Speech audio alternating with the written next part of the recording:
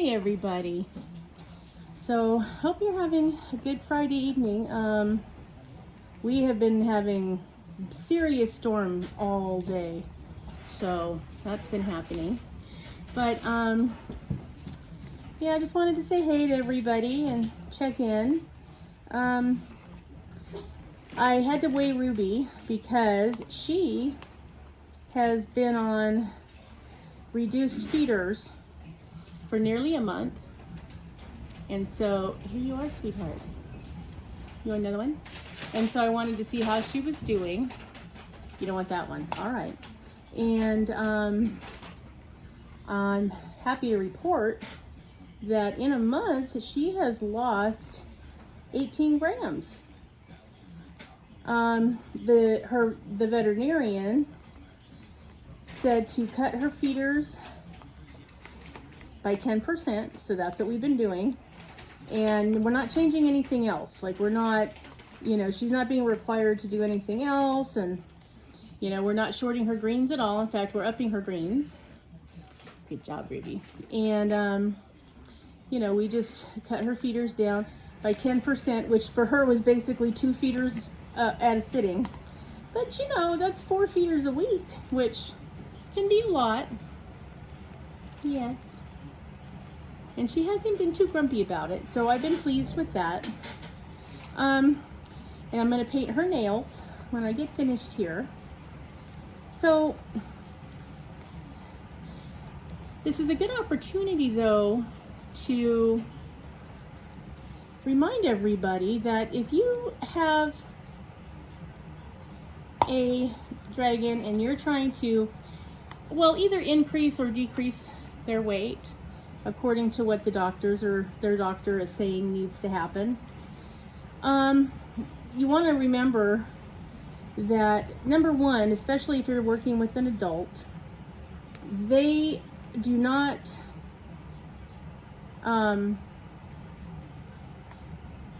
good girl.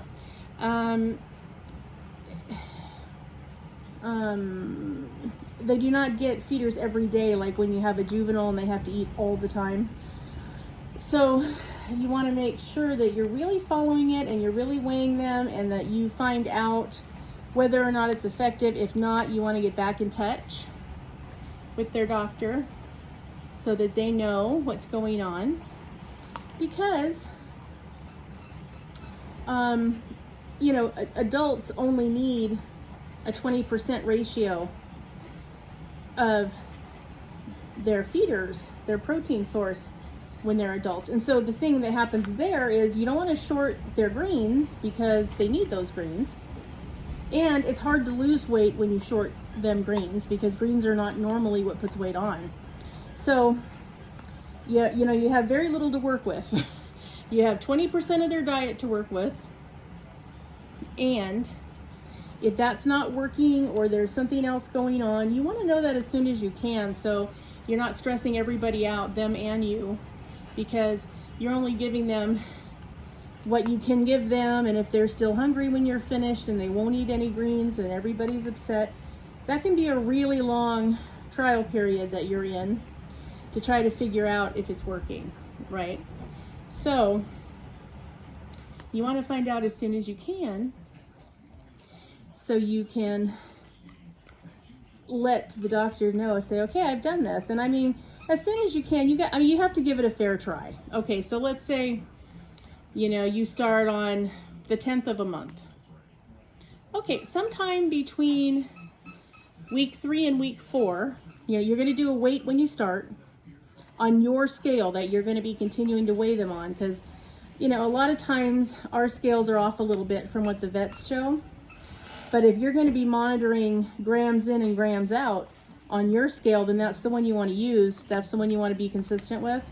So you weigh them on your scale. You jot that down because we all think we're going to remember and then we never do. You jot down what they weighed. And then you feed them their feeders for 3 or 4 weeks, which like for Ruby, because she gets feeders twice a week. Which is how, I make sure that she's not getting them more than 20% of her diet. All of my adult dragons get them twice a week. Juveniles need to eat 3 or 4 times a day. So that is a different matter altogether. Here you go, big girl. Here you go. So by the time 3 or 4 weeks rolls around, oh, you're finished? Wow, you had 4 more and you didn't even need them. All right, girlie. So by the time 3 or 4 weeks rolls around, she has had between 6 and 8 days of feeders.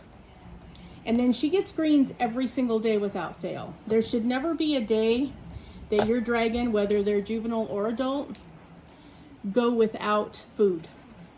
Just shouldn't happen unless you have a medical reason. So if, and that can be anything from they have a sudden illness and, you know, you're giving them a food supplement to, you know, they're just, they're not doing, you know, they're not eating because of some reason. Maybe they're going to be egg laying, or maybe there's going to be brumation, whatever the reason is, right? Don't leave, Miss Ruby. Don't leave, honey. So you want to make sure that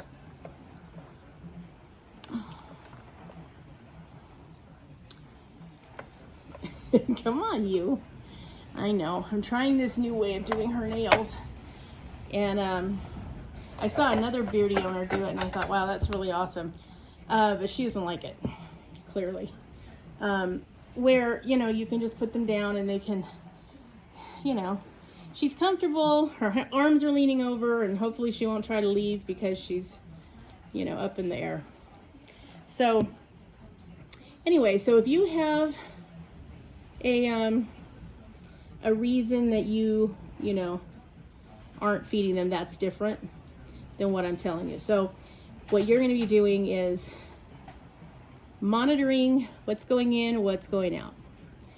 So for her, a 10% decrease, which is what the doctor told me to do, was actually only 2 feeders in a session of feeding. So when I found that out, I thought there is no possible way that is going to make a difference.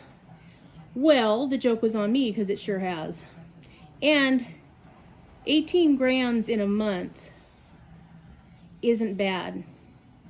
I mean, that's, you know, what I would call safe weight loss. I think if she had lost more than 20 grams, I might have put a phone call into the doctor and said, you know, this seems to be a thing, and I don't know that this is a great idea because this is why. But no, I think she's doing perfect with that. So, and she's not, doesn't seem sickly. She's not lethargic. She doesn't act like she's weak in the knees and doesn't want to do anything. So I think that that's going well. She's not irritable and cranky. Like our friend over there, Mr. Merlin, who is big time crank, like all the time, right? So, yeah, so I think this is going to be fine for her to continue to be on this. I'm hoping we don't lose power, guys. I can't even tell you how awful this storm has been today. So, Ruby, you can't leave, honey. You can't leave, baby. We're not done yet. Your favorite part is coming up. Your favorite part, the sparkle, is coming up. Not today, huh? You know what, Ruby? You can be difficult. You are really hard sometimes. This is the part, your favorite part. Look at those sparkles. So you'd be ready for Easter. So I was very happy to see that we're making progress without too much, what I would call suffering on her part, which is especially important for Ruby because remember, she was very tiny when I got her. She had been starving for 2 years of her life. She was extremely small. She only weighed 118 grams when I got her. So she was a good 200 to 300 grams too small. She still had her juvenile skin. So yeah, she really had a ways to go. So it was very difficult for me. And then when I realized that she would binge eat, which I had not experienced in a dragon before, even a dragon with starvation. When I realized that she was a binge eater and that she was trying to save bug parts in her hide, that was an unpleasant find. You know, I was very concerned about what to do for her because I did not want her to feel starving because she had already been starving. So I was worried about what I was going to do psychologically if this turned out to be just impossible for her to do. But as it turned out, she's done really well with it. So, but I wouldn't have hesitated, guys, if I thought, okay, she's not doing well with this. I would not have hesitated to put a call into her doctor going, yeah, I don't think this is working because, you know, here's what she's doing and here's what I'm experiencing with her. So we're going to have to figure something else out. Look at you with that beard. Oh my goodness. Oh my goodness, Ruby. Wow, look at you. Wow. That is a brat right there with that big old beard. It is a total brat. So, yeah, it would not have taken much for me to call and go, you know what? We're going to have to think of something else because this is torturing her mentally, and I don't want to add to the grief that she's already endured. So, what else can we do? And I understand that there's not a lot. But I was not going to put her through that. There was no way that was happening. So, really glad it worked. I'm really glad we don't have to do anything extra. She doesn't have to feel tortured. She's doing well on her greens. She's getting a little bit. There, see, your manicure's all finished if you were just patient for 5 minutes. She's getting her occasional piece of fruit or her occasional extra berry or two. So, yeah, she is doing quite well. Now we'll see if you want one more since you were preoccupied there for a minute. Because you really have 4 more coming if you want them. You don't have to. And I am certainly not going to force you to. So yeah, you know, part of taking care of your dragon is remembering, no, huh? Are you going to close your eyes? Oh, you are. All right. Is remembering that nobody knows them like you do. You know, you are taking care of their every need every day. So you're the expert. Sorry, veterinarians, but you are the expert. Now, look at how beautiful those nails turned out. Oh, they're so pretty. Gorgeous, gorgeous sparkles for this girl. So, yep. So since you are the one who cares for them every day, then they need to pay attention when you say, hey, I think that, you know, this dragon isn't doing well with this medical plan. I mean, we've all done it. Sometimes you go to the doctor and they say, oh, I want you to follow this regimen, and you do it for a few days and you go, oh no, this, sorry, this isn't working for my life. Okay, it's the same thing. I mean, you know, dragons have their needs and their likes and dislikes too. So, you know, and remember, you're their voice. They don't get one unless you give it to them. You're their advocate. You're the one who says, hey, you know, Ruby has been with me now. Oh, April will be 2 years. So, she's about to turn 4. So she was purchased from a big name, big franchise pet store for a little kid who had, you know, given her less than minimal care for 2 years and got bored of her and wanted to go play with his skateboard and didn't want to take care of a dragon anymore. So, fortunately, the parents ran an ad for her to rehome her so that, you know, she wouldn't suffer. It's a good thing because she was definitely suffering. I mean, literally still had juvenile skin. She was brown, and she was about that big, and then not with her tail, her body. And they had her advertised as a white male dragon. Well, here's the thing. I've always wanted a white dragon. Sometimes they're called a zero dragon. Anyway, I've always wanted one. And so I was excited about this prospect because they just wanted to rehome it. They weren't looking to make $500, you know, that kind of a thing. They had it advertised for $40. Okay, clearly she's not white, and she is not a male. She's a girl, and she's very, very much a tangerine orange dragon. So, but when I got there and I saw the condition she was in, guys, I could not leave her there because I knew if I did, that was going to be it, that she was going to die. I was surprised she wasn't dead already, really, because she looked miserable. So I took her home.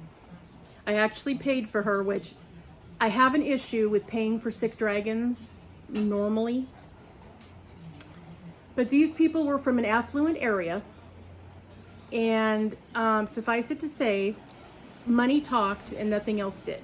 I could have told them all day long that their dragon was in very poor shape and that she needed help or she was going to pass. It wouldn't have changed what they wanted for her. So I put the money out for her. I gave a $25 donation for Chimera too, which, you know, again, I really, they have to really affect me to take a dragon for money, because it's going to cost me money to try to fix and help them with what you've already caused to happen. So the fact that you want me to pay you for that privilege is ridiculous. I understand that people want to, when they rehome a dragon, which is not the same thing as rescuing a dragon, they will tell you, they'll use the same term, it's not the same, and I'll talk to you about that in a minute. When they rehome a dragon, they want someone to have skin in the game. That's why they ask for money. It's not necessarily that they want money, but they want somebody willing to put in some money so that they know they're going to a good home. The problem is that's not a true test of a good home, so that they're not getting what they think they're getting. They're getting somebody with $20. It doesn't mean that they're going to do anything good for them or continue to care for them. That's not it. Okay. So when I saw her though, I thought, if I walk out on this animal, she's not going to make it 2 more weeks and she's going to die. I mean, that's just the reality of the situation. And, you know, at this point, because of what she had gone through, she very clearly was going to have behavioral challenges. I knew that too, because she had been starving. She had been neglected. They gave her a bath once a month. Again, I don't know why she's not dead. They replaced her bulbs when they burned out. So this animal didn't have anything close to what she needed, okay? So I knew there were going to be some things. I hoped that we could get through most of them, and most of them we have. Now, because her previous owner grabbed at her, and I mean grabbed at her, because, okay, 10 and 12-year-olds, you know, their motor skills are only so-so. Okay. And they acted, you know, a baby dragon, they act like it's a garden lizard. Like nobody explained to them how to hold appropriately a juvenile dragon. So he grabbed at her. Okay. She is very uncomfortable with human hands. Very uncomfortable. Like I said, I've had her almost 2 years, and I have to approach her very slowly. I have to reach for her with an open palm, usually with, you know, some kind of a treat. I won't hold a bug, so it's something else. Some kind of a treat, something that she likes, to kind of break the ice. I can now not bring a treat, and as long as I move slowly at her and pet her a little bit and tell her she's such a good girl and she's so pretty, I can get away with handling her. But this is not, and because, you know, her spikes, I'm not kidding you guys. You look at these spikes, like really, I mean, these are brutal. And she's not afraid to use them, even on me. So if she doesn't want you to hold her like she's doing right now, she's absolutely stabbing me. Difference is, I don't put up with it, but she tries really hard. So you'll see her flare up in a minute. See, look, because she hates this. Hey, if you're going to stab me, you're getting the blanket. That's the way it works. Stop stabbing me and I will take you out. All right. So again, she is not one you can just go, you know, oh, open the door, let's take her out. Oh, it's so fun. Like, you know, you could do that with Chimera. You can do it with Finn right now. You can do it with Merlin, although he probably won't stay with you very long. He'll come out and say, hey, how's it going? And then he wants to leave. So, you know, he's just not as social a dragon. He doesn't enjoy interaction with people as much as some of the others. Okay, so, all right, but here's the thing. I need to find somebody who's really, really special for her, because it has to be somebody who's okay with some of these behaviors. I mean, you're gonna have to know to check her hide for bug parts, because she's been starved. And even though she gets food every single day, and has since she's been here, you just can't get through the psychological piece of, I'm not gonna believe I'm gonna eat tomorrow, so I'm gonna make sure I have something in case I don't. If any of you have worked with foster children who have not had enough to eat, they will often hoard food also under their pillow, under their bed, wherever it is. It's a survival instinct. So you have to know, because if you don't check and it builds up, the stench will knock you over. So that has to be done. The people that would take her, now you can see she's got a pretty little fluff to her beard right now, but she's not mad. I mean, it's not black, she's not flaring it, it's okay. The people that would be interested in adopting a dragon, especially a dragon that's come through a rescue like here, don't want to have to deal with behavioral concerns usually. She needs somebody who's a single person or a couple, somebody who's in college, who just wants to love her for who she is, make sure she never breeds, because she's very stunted in her growth. Like, she's the shortest dragon I have at 17.5 inches. Her pelvic girdle is very narrow. She could very easily be egg bound if she was trying to have fertile eggs. She's done okay with the infertiles. She hasn't had a problem with any of them. But again, if you get distracted and you drop down on her calcium, or you drop down on her protein, or you drop down on some other, you know, mineral that she needs, she easily could get egg bound, in which case that's a surgical repair and she might not survive. So I don't want her to ever be in that kind of a situation. So you have to know that it's her and just her and you against the world. So if I could find that fantastic human being, then I would consider giving her a forever home, because she deserves that. If I can't find that person, then this will be her forever home, because her behaviors are not her fault.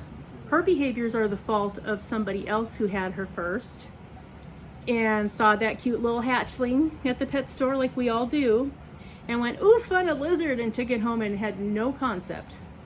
Put it in a kid's room, never checked on how the animal was doing, wasn't concerned about the animal's welfare, you know, bought freeze-dried bug parts, gave them to the kid and said, here, give him this whenever it's supposed to eat, and didn't even bother for 2 years. You should have seen their face fall out when I said, by the way, this is not a male, this is a female. They looked at each other, they looked at the kid, they looked at, well, the pet store said, okay, number one, they have no way of telling what gender a hatchling is unless they've had them surgically sexed, and I can promise you there are no pet stores, especially the big chain pet stores, that are having them surgically sexed. Now, sometimes if you go to an expo, you might find a breeder who has done that, and the way you'll know is they usually have a mark on their tail, blue or pink. That means they've actually gone through the work of having them surgically sexed. They know exactly what gender they are, exactly what they're selling, because they know that there are other breeders that are only looking for a male, or they're only looking for females because they have a male they want to breed. So they will go through, because that's part of the sales process for them. But pet stores are for-profit businesses. They don't care. They're going to tell you it's a male because more people are apt to buy a male animal because you don't have all the issues you have to deal with female animals. So they're going to say that. But the reality is they have no idea. Which means if you buy a hatchling, you're going to have to be ready for whether it's a male or a female. You'll know when they start to reach sexual maturity somewhere around 7 to 8 months old. You should visually be able to tell by then. Definitely by the time they're an adult at a year old. So you have to be comfortable just assuming it's one, and you might find out it's the other. So yeah, so that's the issue. Honey, you want to put Ruby in her house? All right. Her nails are done, and she is losing her sense of humor about all this. You can hand me Merlin when you get back over, if you would be so kind. Say bye, Ruby. Bye, everyone. So that was Miss Ruby with her pretty nails. So yeah, you know, I hope that you guys are already aware that you're not going to know right off the bat if you get a baby. Also, if you get a baby dragon, remember they have to eat 3 to 4 times a day, every day. So if you have them and you have a full-time job, how are they going to be fed? You have to think about that, because it's inhumane to make them wait 8 or 10 hours a day while you get home from work if you feed them in the morning and you don't feed them again till you get home. I've seen people do it, and they do okay with it. Not ideal.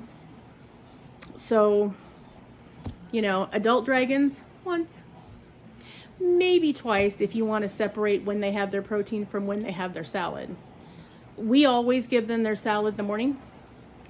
You can eat it all day long. And then I give them their protein twice a week at dinner time. Hi, sweetheart. This is Merlin. Everybody say hi to Merlin. Merlin. Say hi to everybody. You see how dark he is? He has been Mr. Difficult. I don't know what's going on with him. I think because he's 2.5, he's still trying to figure this whole brumation thing out. Like, he only does a few weeks, but I think he really should be staying longer because he's just tired. He's only eating a couple feeders each time just to stay alive. Like, he's not his normal, exuberant self. I think it's because he really should be staying in brumation longer, but he hasn't been. So, yeah, we're just doing the best we can, but he's not been a guy excited by, having something to eat. So, yeah, keeping track of him. So, think about these things. If you're going to be a new owner or you're thinking about getting a dragon, there are perks to getting adults over juveniles. There are perks to getting males over females. If you've never had a dragon before, I really recommend an adult male for your first one. After that, you've got experience, you know what you're doing, you know how to handle things, you know how to spot a problem. Then, experiment all you want. You can get 20 dragons, all the males, females, babies, and adults you want. So, that's the important part. I'm going to be doing a video for you guys on the next day or two on this very topic. Should you rescue / rehome, get a rescue or a rehome dragon, or should you go to an expo or a breeder or a pet store and get a juvenile and start there? What the answer is to that is going to depend. It's really up to you. It's what you're looking to have for your forever pet. Please remember, these animals should live 15 to 20 years. If you get them as a juvenile and you have decent to good husbandry, they will easily live 15 to 20 years, maybe even a few years after that. Pet stores will tell you 8 to 10 years. Why? Because that's all they would last in a pet store, because their husbandry is bare minimum, because again, that's not their goal. Their goal is to sell them to you for money. So they're not going to put out a whole lot of, above and beyond. They're going to put, 10 or 15 juveniles in a little tiny enclosure in their store and give them the cheapest light they have and the cheapest crickets they own and a little bit of water, and they're going to throw them in there so that you'll come by and go, how cute, and take one home. That's their goal. So I would strongly recommend that you give some thought to whether or not you want a baby or you want an adult.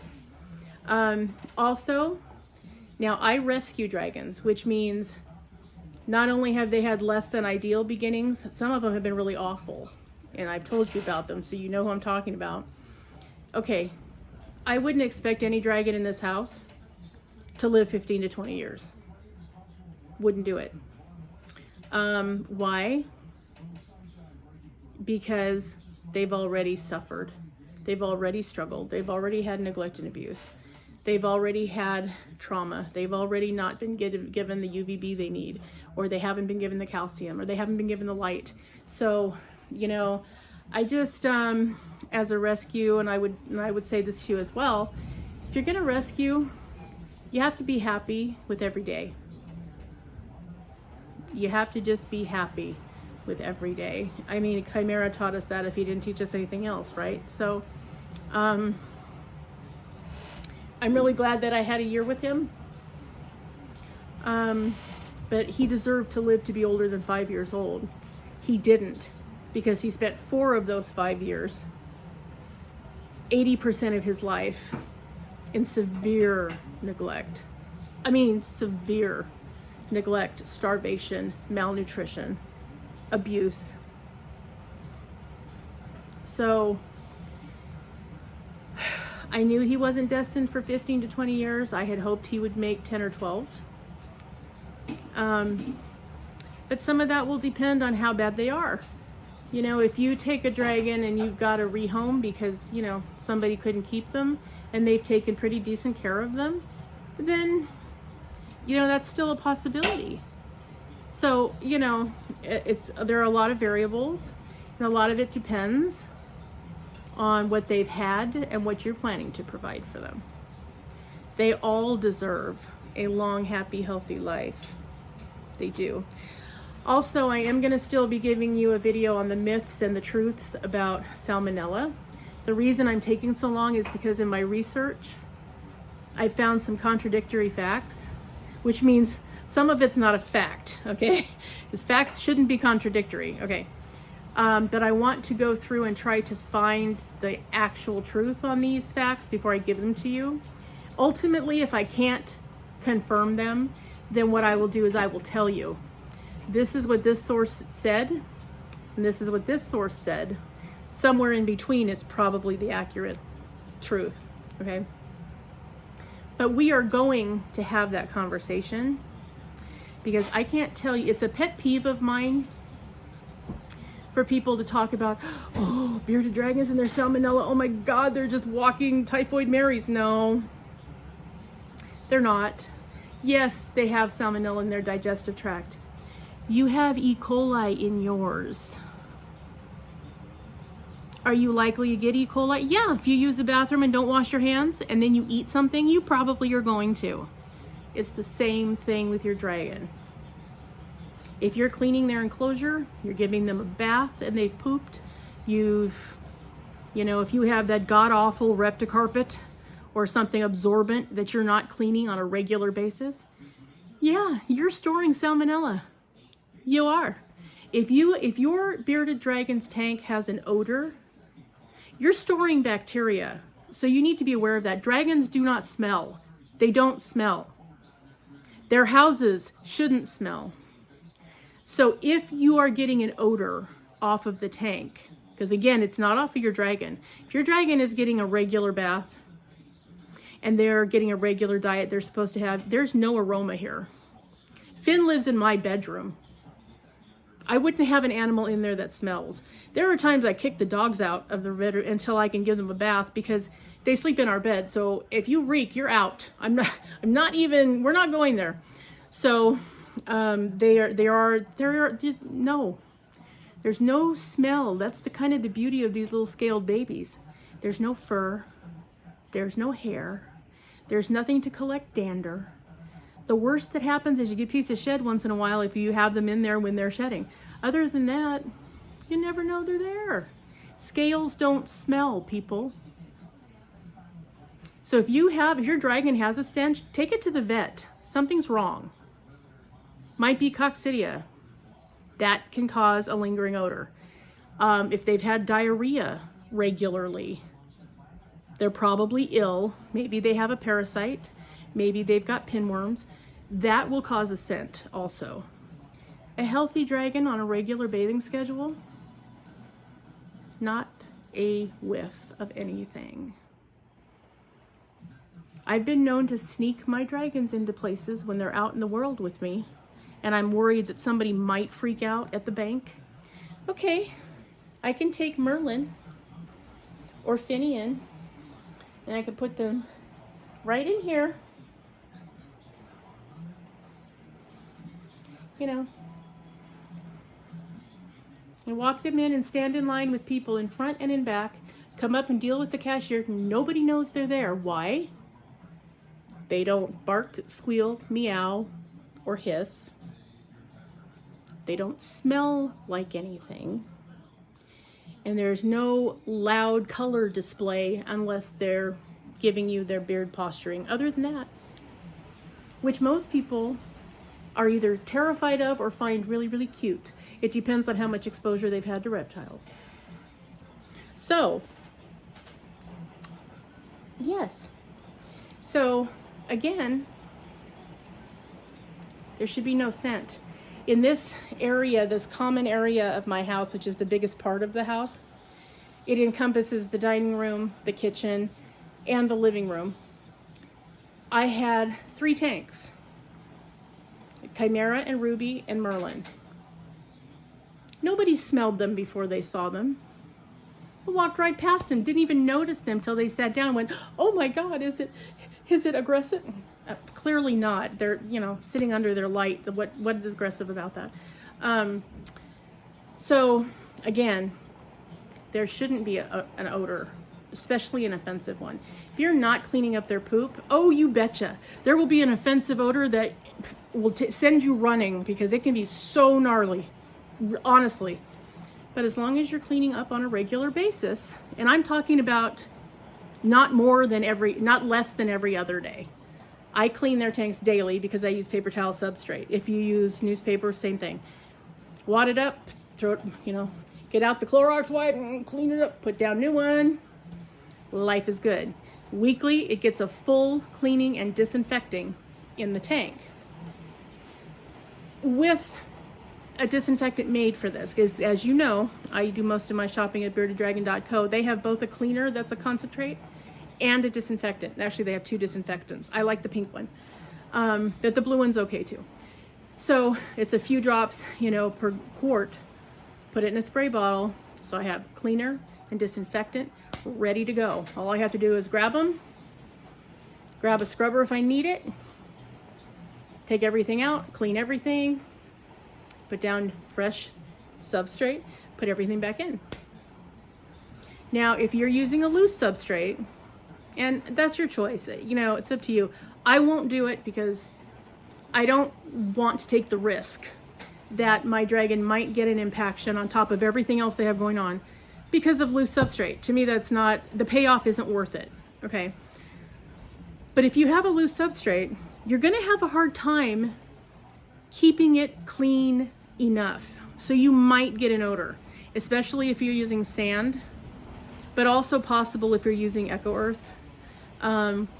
You can scoop out the solids as you see them, but chances are you're going to miss some. I mean, it's kind of the nature of the beast. And so whatever you miss is going to be building up bacteria.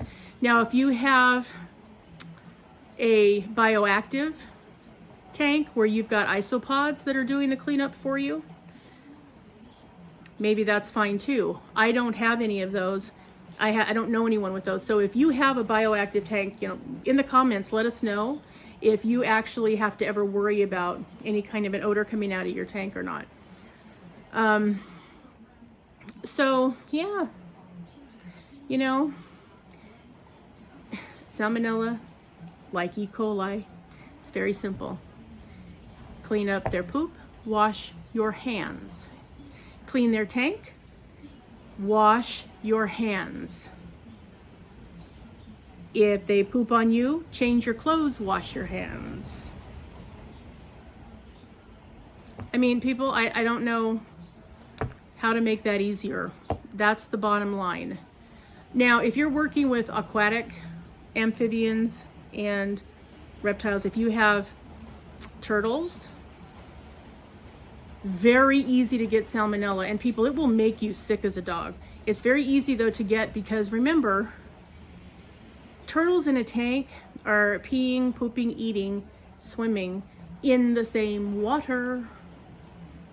So it's a breeding ground. You have to just acknowledge that you're likely going to get Salmonella. But again, you can lower your chances by getting, you know, by getting it all the time and getting it maybe not as badly if you are washing your hands with soap.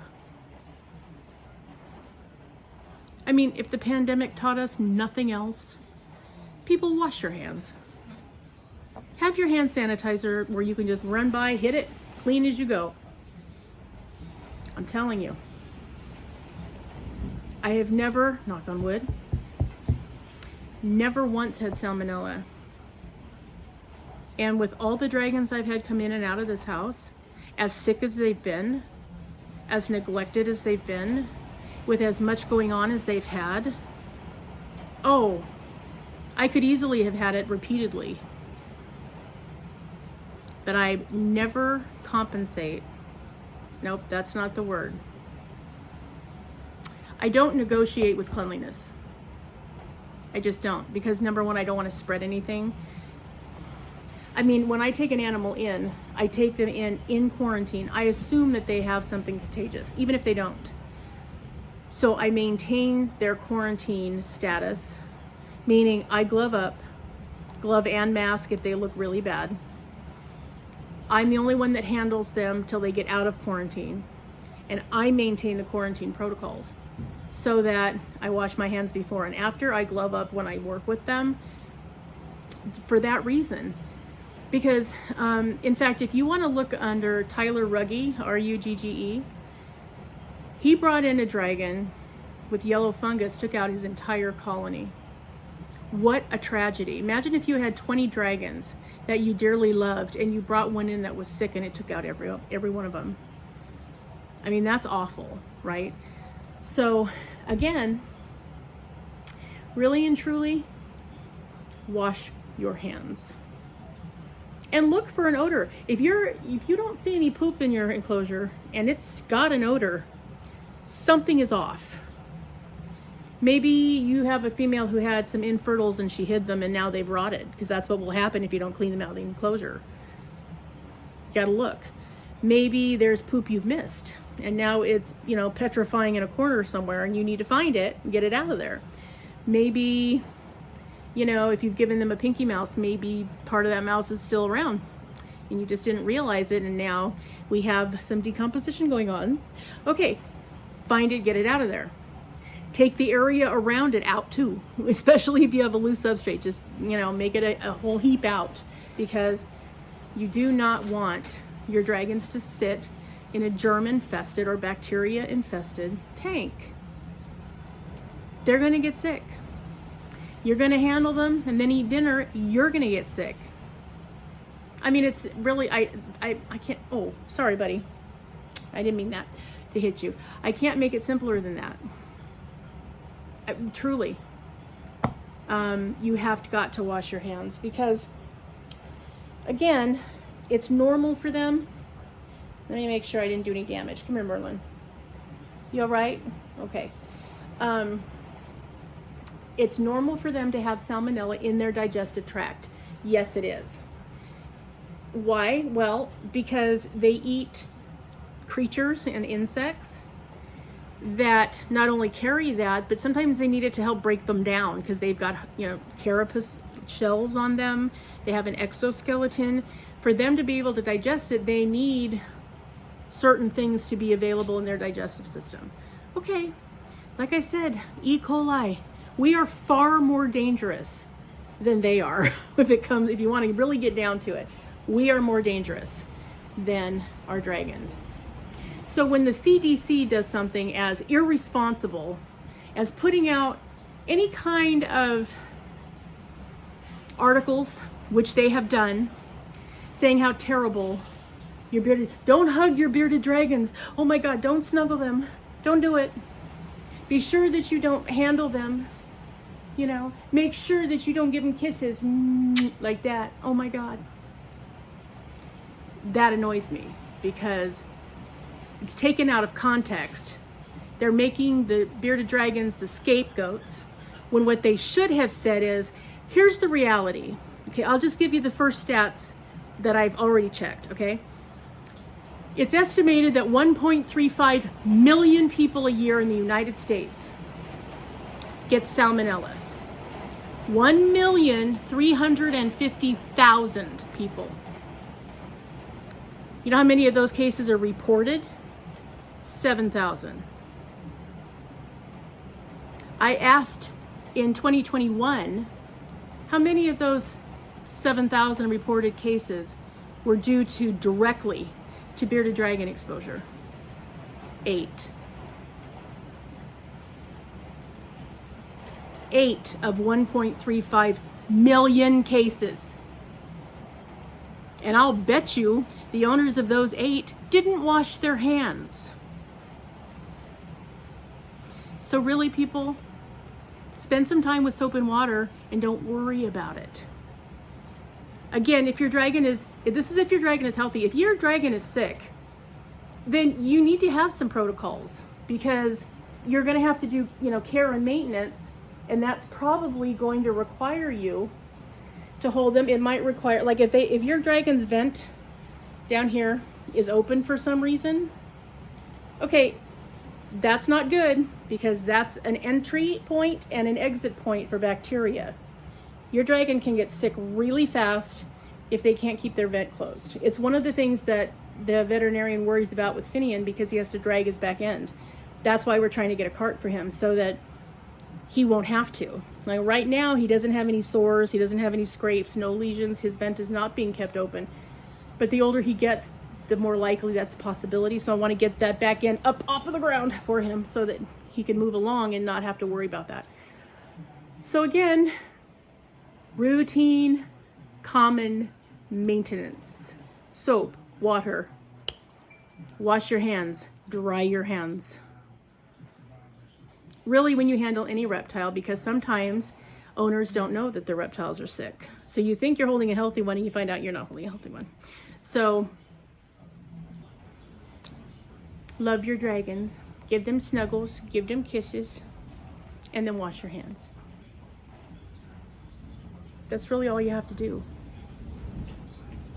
And all the hype and all the BS and all the animal bans that some of the states are trying to pull, and they're using this to justify their behavior. Well, bearded dragons, oh my gosh, salmonella. It's all propaganda. That's really all it is. So here's what we all have to do, guys. We have to be the ones to educate the uneducated. And we have to be able to say to them, you know what? Yep, it's true. Bearded dragons have salmonella in their digestive tract, but here's the reality. You're more likely to get salmonella from the mayonnaise on your sandwich,